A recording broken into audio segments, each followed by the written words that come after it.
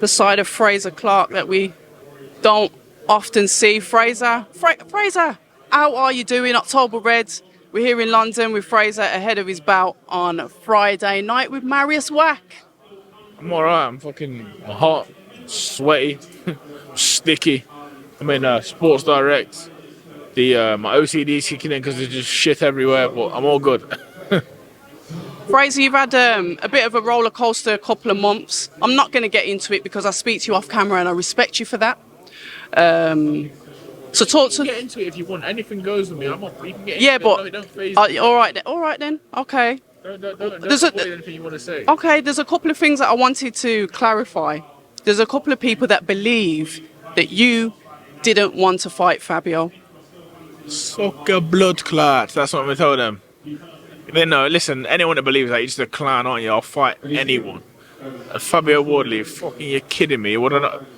Like, if it was an absolute killer, I'd understand, but that wasn't my doing. Anyone knows it. You know, I'm not looking at it to chuck people under the bus. That wasn't my doing. But people, listen, I'm accepting now. People can think what they want to think.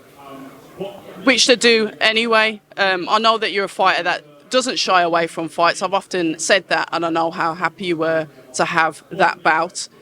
It's kind of like, it goes back to when we first met and you spoke about like boxing and the business of boxing, how massive it is in terms of getting fights made, getting stuff over the line, the politics of it all.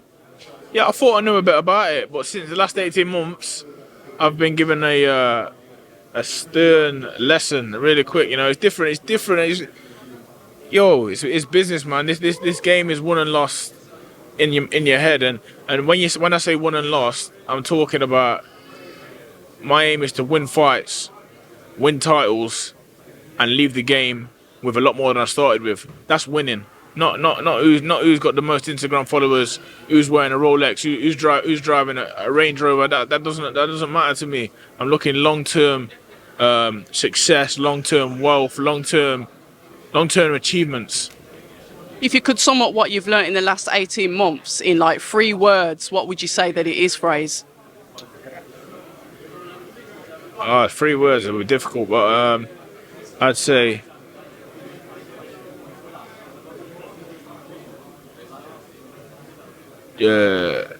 choose. It's more than 3 words. Choose your team wisely. All have the same goal. And work hard as shit to achieve it.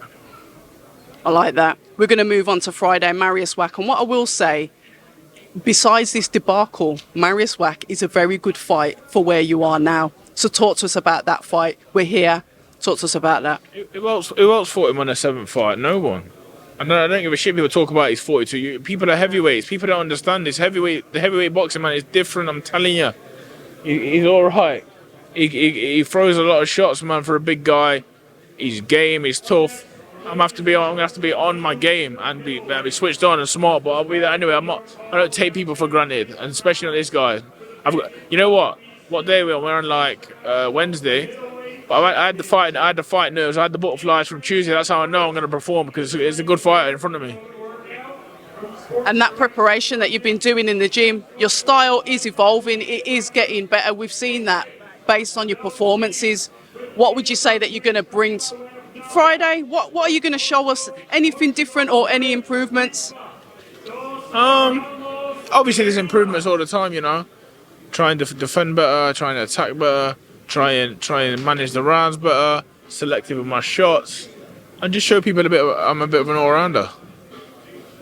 And what do you think Mariusz is going to bring to you, or try and bring to you, and how do you tend to nullify that to ensure that you make it your fight, Frazer? Because this could be a fight that goes all the way. He's a huge man. He's going to try and keep me at the end of the jab. Yeah. Bust my right hands. Listen, talk. You know, when I get in there, I feel like the Matrix, stuff comes to my mind. Do you know what I mean? And I can do it there and then. Can't tell you what I'm going to do, but once I get in there, I've been in the ring. It's where I'm comfortable, so things come to me, and I just do what I got to do. As an Olympian, you've come here with sort of like a target on your back. What is expected of you? Advice on how to like deal with that. How do you kind of like get rid of like that white noise and just concentrate on what you're doing?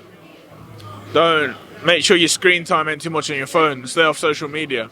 Yeah, man, do wholesome stuff, do good stuff, give back. Make a kid smile, sign a glove, have a picture.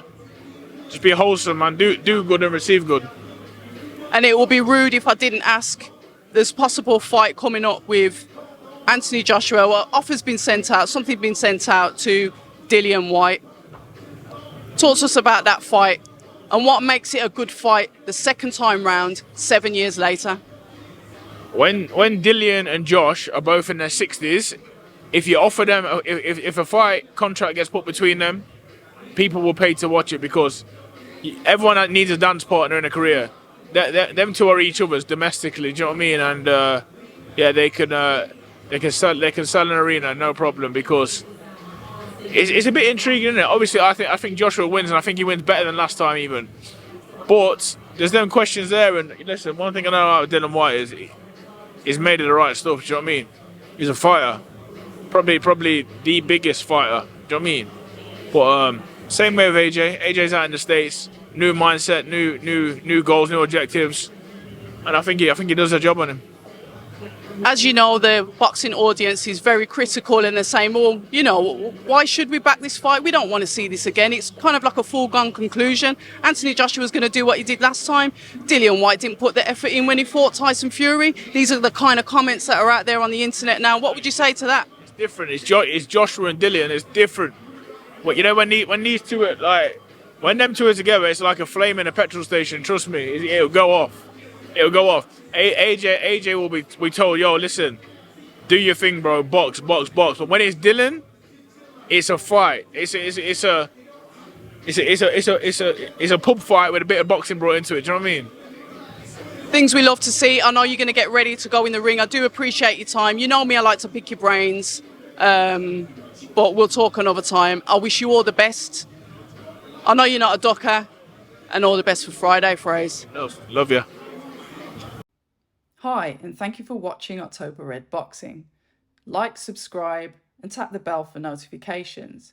You can also find us on Instagram at October Red Boxing and on Twitter, October Red UK. And remember, at October Red, we stay ready.